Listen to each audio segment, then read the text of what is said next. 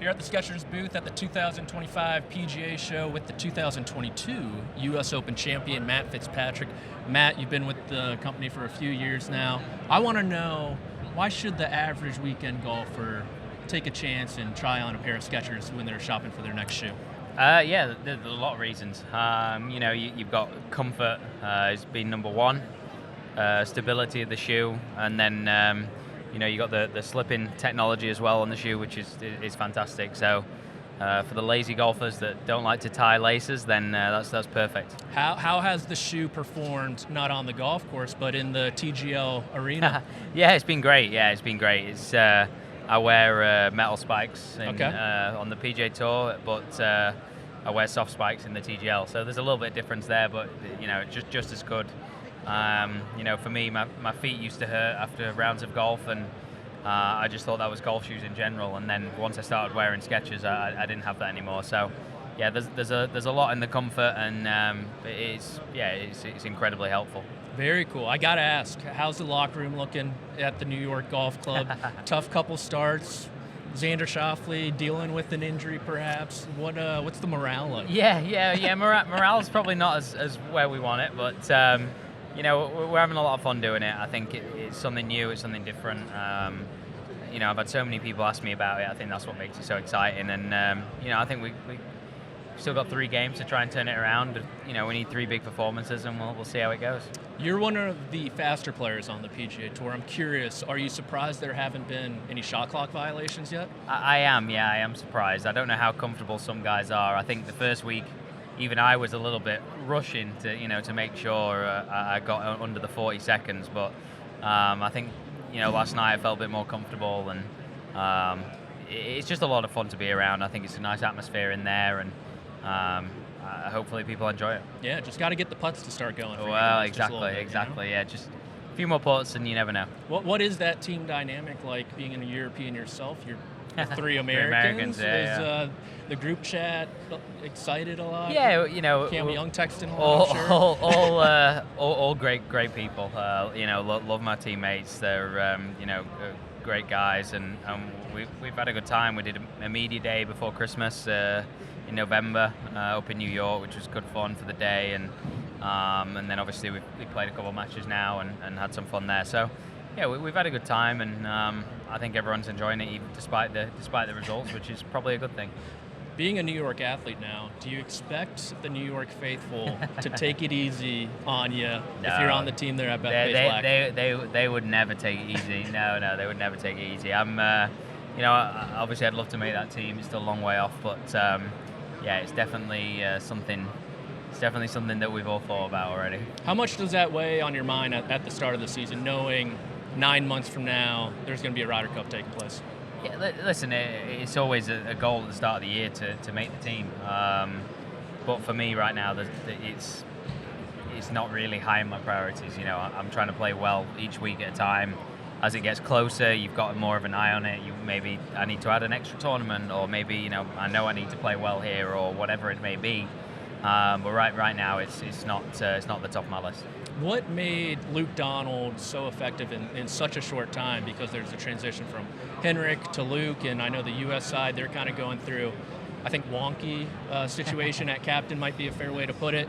But Luke, it seemed like he just stepped in, killed it, and then he gets another run this time. I imagine it can only get better, too. Yeah, I mean, hopefully. I think, Luke's communication throughout the whole process in 23 was fantastic, and he was incredibly helpful with everyone, and I think that's what made him such a good captain. And then come the week itself, he obviously got a lot going on, and he made some great decisions in terms of the pairings, and obviously backed by Eduardo Molinari and the data that they use, and the other vice captains. But I think for me, Luke's he deserved a second go at it, and I think it was the right decision. What would the celebration look like if you guys won on American soil? Would you go downtown, you think? Downtown Manhattan? Who knows? Who knows what it would look like? It would be pretty wild, I'm sure about it, yeah. You've progressed throughout your career. It seems like you've gotten better every single season. You started doing speed training. That's well documented, helped lead to your U.S. Open winner at RBC Heritage as well. 2024, some struggles there. I know there's the weight in your driver as well that you had to take out. What are you working on in 2025 specifically? Yeah, but again, bit of everything. You want to get every part of your game to as high as level as possible, and a lot of driving stuff for me, a lot of wedge stuff, short game. Really feels like all round. Like last year wasn't the season I wanted, and I want to change that this season, and we're trying to do that with a mix of different stuff that we're trying to target. Are you diving deep into your statistics, whether it's from like 150 to 175 or around the green, like postseason, and then creating a plan, the offseason, and trying to build off that? Is that how you attack? Yeah, definitely. My season ended in middle of October, so since then we've kind of put a full report together of how last season went, where I need to improve, what I need to do, and kind of went from there and pushed on. So I felt like we had a really good off-season in terms of a plan. We've obviously come into the end of that now. I'm sort of starting the full season with Pebble next week, and we'll see how it goes. It's been a good place for you, correct? Yeah, I've enjoyed Pebble Beach. Yeah. I've played well there before, and I've had a mixed bag of results, but it's always a nice week.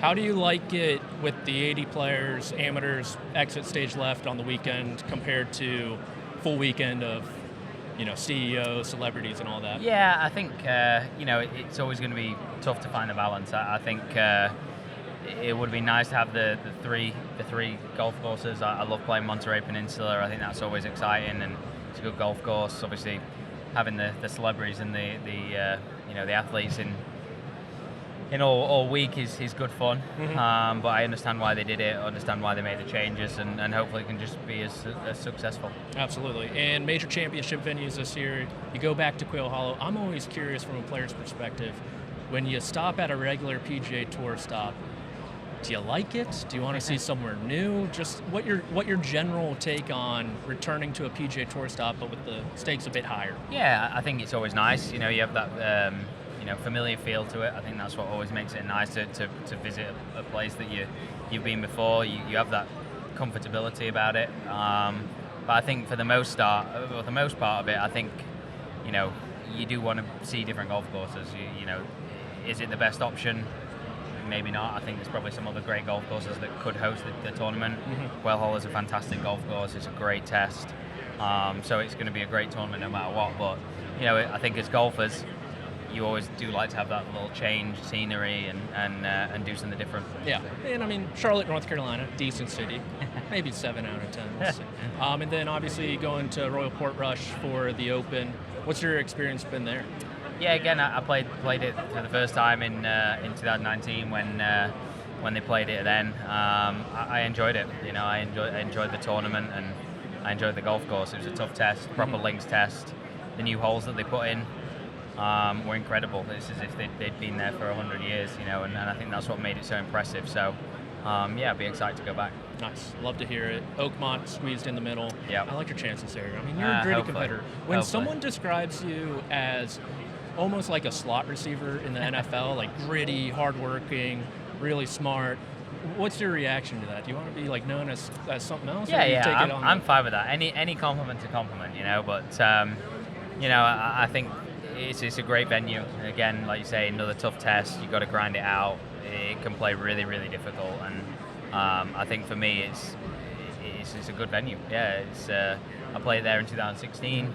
DJ pretty much ran away with it, and I'll be hoping for some of that come June. Some recent news in the Matt Fitzpatrick department: video game cover star. How has that been for you? Yeah, it's been amazing. I grew up playing those games. So growing up playing that, and then being part of it, and now being on the front cover is very special.